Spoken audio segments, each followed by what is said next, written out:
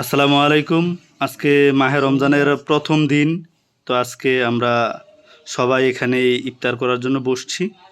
তো এখানে ইফতারের জন্য আমাদেরকে কিছু খাবার দিয়েছে। তো দেখি কি কি খাবার আইটেম আছে এটার ভিতরে।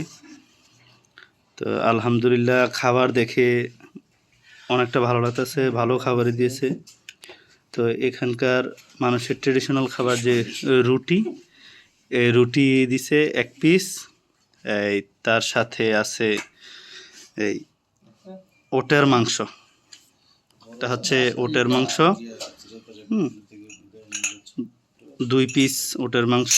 তার সাথে আছে সিদ্ধ ফুলকপি। তার সাথে আছে 1 পিস সিদ্ধ গাজর। তারপরে সাথে নুডলস আর ভাত একত্রে মিক্স করে তৈরি করা হয়েছে। তো আলহামদুলিল্লাহ খাবার ভালোই দিছে ইনশাল্লাহ।